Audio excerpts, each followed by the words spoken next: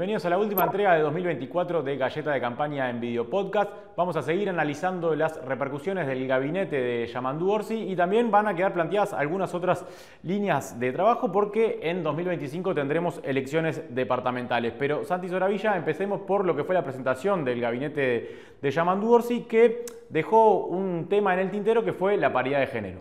Sí, porque el Frente Amplio se había comprometido en su programa de gobierno a aspirar a la paridad de género en cualquiera de los lugares donde hubiera representación. Esto, por ejemplo, provocó que en las listas al Parlamento fueran 1 y 2, siempre mujeres y hombres o hombres y mujeres, como fuera, y también en los cargos de gobierno. Orsi, durante esta transición, había planteado que, bueno, capaz que no llegaba a cumplir con ese 50% y 50%, pero lo que mostró el gabinete fue bastante menos, sino que más parecido a lo que le pasó a Tabaré Vázquez, sobre todo en cuanto a ministros. Hay 5 ministras, de 15 si se toma en cuenta la OPP, 14 si se toma en cuenta sobre los ministerios, y también hay 6 subsecretarias, también lo mismo sobre 15 en caso de tomarse la OPP. Eso queda lejos, es casi un 33%, más o menos, y ya provocó algunas críticas porque los diferentes sectores empiezan a quedar como señalados de que fueron los que no promovieron a las mujeres en esos cargos. Exactamente, ahí si empezamos a mirar por sectores, tenemos al MPP, que de los 5 ministerios que tiene 4 mujeres. Alfredo Frati es el único hombre entre los designados por el MPP, y entre los subsecretarios no tiene ninguno, pero tiene solo 2. Después, la otra ministra que hay en el gabinete es Cristina Lustenberg. El resto de los designados como ministros son todos hombres, y en este caso ahí opera un poco, o sea, si bien había una aspiración del Frente Amplio de Yamandú Orsi a llegar a esa paridad de género, los nombres que propusieron los distintos sectores muchas veces no incluían mujeres. Sí, lo que hemos sabido es que eso incluso demoró un poco el armado del gabinete porque el equipo de Orsi reclamó que les mandaran algunas mujeres y en algunos casos, además, lo que hacían era que siempre las promovían como subsecretarias. Eso terminó haciendo que, como dijo Daniel Buquet, el MPP sea el que pague como la cuota de género, pero también dejó como una especie de una pequeña herida abierta, porque cuando se mostró el gabinete, el MPP enseguida salió a decir que estaba muy orgulloso porque no solamente decían lo que había que hacer, sino que además lo ejecutaban con hechos. Esto es que la mayoría de las mujeres fueran del MPP. De hecho, son todas electas por el espacio 609, que es una particularidad. Sí, porque Cristina Lustenberg, si bien tiene su sector, fue electa por el MPP y Edgardo Ortuño por esa alianza que llegó con el abrazo. Pero bueno, haciendo un criterio un poco arbitrario, que le damos 2 puntos a los ministros y 1 punto a los subsecretarios, el que sale muy bien parado en ese ranking es el MPP, que tiene un 66% de sus designados como ministros, como integrantes del gabinete en realidad, que son mujeres. Ahí hay una salvedad, y es que los designados directamente por Orsi como independientes, digamos, son todos hombres, porque el caso de Carlos Negro en el Ministerio del Interior, el caso de...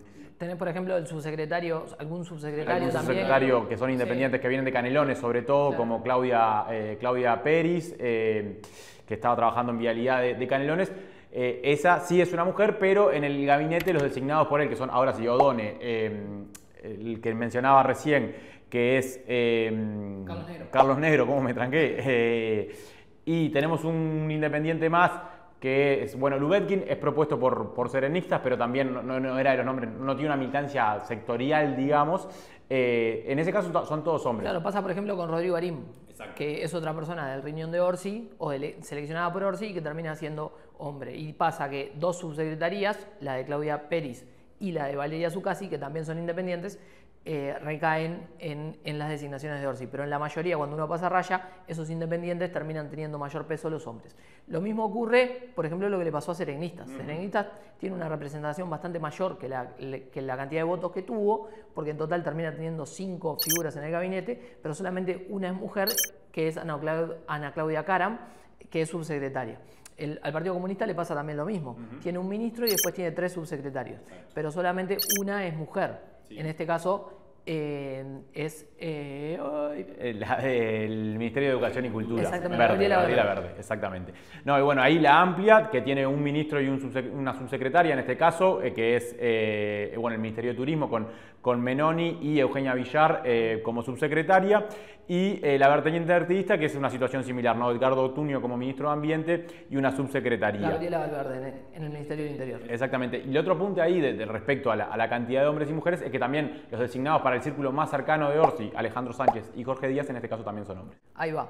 Con todo eso, bueno, el Frente no logra cumplir con la paridad, eso es un primer señalamiento. Pero además después se terminó de armar el equipo económico, que es un triángulo conformado por Rodrigo Arim, el director de la OPP, Guillermo Tolosa como director del Banco Central, una figura de muchísima relevancia, y Gabriel Odone, que ya se sabía que es la cabeza del equipo económico. ¿Cuál es la novedad en todo esto? Que cuando se designó a Guillermo Tolosa, entre los colorados empezó a circular que había sido muy cercano a ellos, por lo cual eso empezó a sorprender y bueno, causó ahí como una cuestión de mirar el nivel de independencia que maneja Odone, que lleva a una figura cercana al Partido Colorado para ese lugar.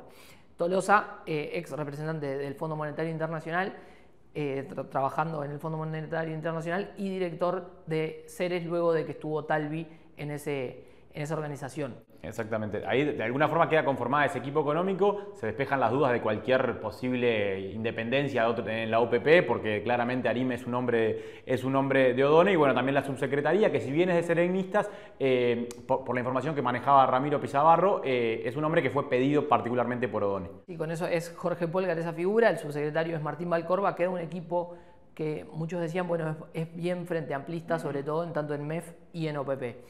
Lo otro que está pasando es que Jorge Díaz ya reconoció que va a asumir la coordinación de la seguridad desde la Prosecretaría de la Presidencia. De hecho, logra influir en la designación del ministro del Interior, que es Carlos Negro, un fiscal de quien es amigo de él y que su nombre fue acercado a Orsi por Jorge Díaz. ¿Qué es lo que pasa con Jorge Díaz? Que la Prosecretaría, o sea, las oficinas que funcionan en Presidencia no tienen control parlamentario.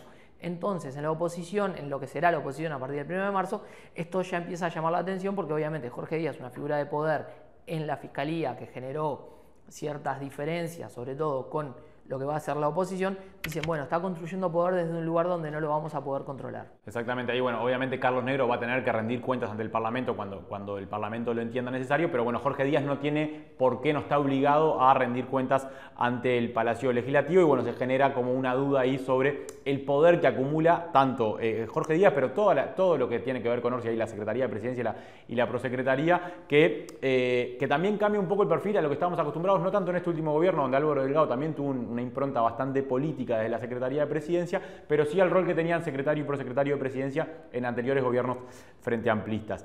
Pero vinculado también al tema del equipo económico, otra de las discusiones que se va a instalar a partir de ahora ya, con información que se difundió en las últimas horas, es el tema de la herencia económica que va a recibir el próximo gobierno. Y un punto clave ahí es el déficit fiscal, que ya lo han manejado varios actores, va a ser muy similar al que recibió este gobierno, y en aquel entonces el déficit fiscal fue un punto de los que el Partido Nacional particularmente, y obviamente Azucena Arbeleche, cuestionó mucho la gestión económica del Frente Amplio. Sí, Gabriel Odone fue el que dijo que el déficit fiscal con que se iban a encontrar era muy parecido a lo que ellos entregaron, o sea, a lo que el Frente entregó en 2019. Ahora el gobierno pidió endeudarse, con lo que va a incumplir, aumentar el tope de endeudamiento, para ser preciso, con lo que va a incumplir uno de los pilares de la regla fiscal, y se me vienen a la mente dos cuestiones. La primera, la ministra Azucena Arbeleche en una entrevista con nosotros en El Observador, en la que nos dijo, a nosotros nos tienen que jugar por el déficit fiscal y la inflación.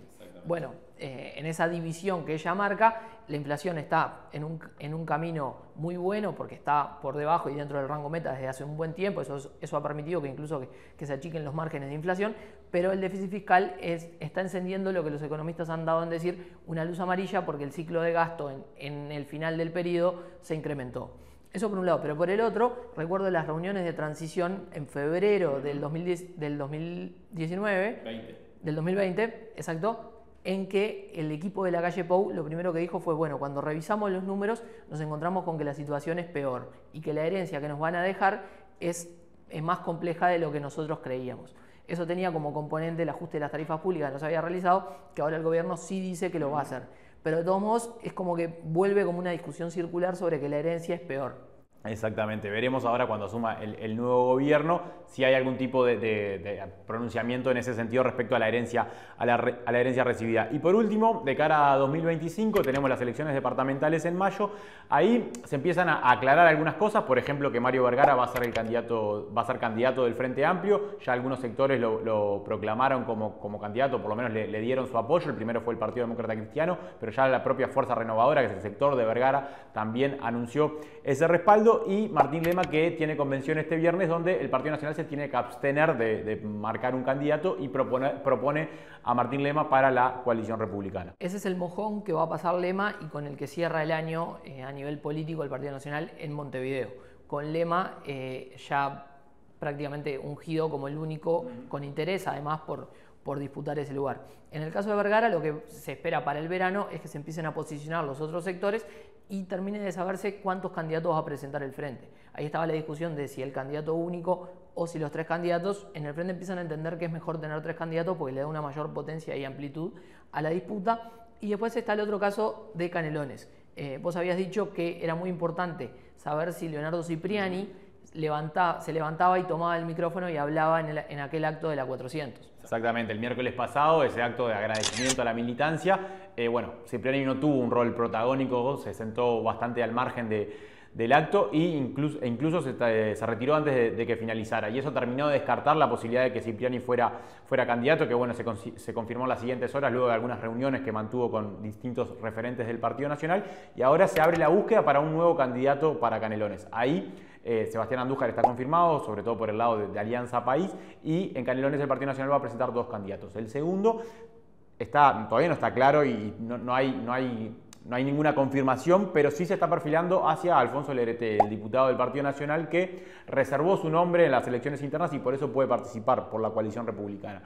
En la lista 400 de Canelones se estaban haciendo algunos contactos para tratar de conseguir a un outsider, digamos, algún nombre por fuera del sistema político que pudiera ocupar ese lugar, pero hasta ahora no aparece ninguno claro y entonces, bueno, los focos apuntan hacia el ERT porque es el único que no participó de las internas y que podría ocupar ese cargo de candidato en la intendencia de Canelones. Y la necesidad de tener 2 candidatos por el Partido Nacional también fue algo que reclamó Andújar, que lo que planteaba era, bueno, no me dejen a mí solo en una disputa que es recontra complicada, porque además lo que veía la gente del Partido Nacional es que el resultado de noviembre los golpeó porque votaron bastante menos de lo que creían que podían llegar a votar, y además obviamente que al cambiar el viento y al asumir el gobierno nacional, ser Orsi justo un tipo de Canelones, que el candidato que va a poner es su mano derecha, Francisco Leniani, todo eso lo que hace es, bueno, o sea, ya que la carrera va a ser complicada, dice Andújar, y entienden con mucha razón los nacionalistas, bueno, que no quede solo. Después el Partido Colorado también va a aportar su candidato,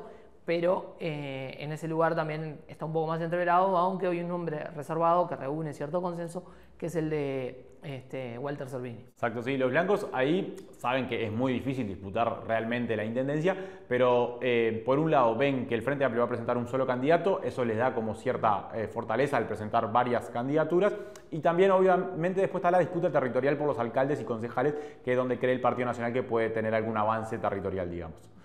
Hasta acá la última entrega de Galleta de Campaña en Videopodcast del 2024. Nos reencontraremos el próximo año.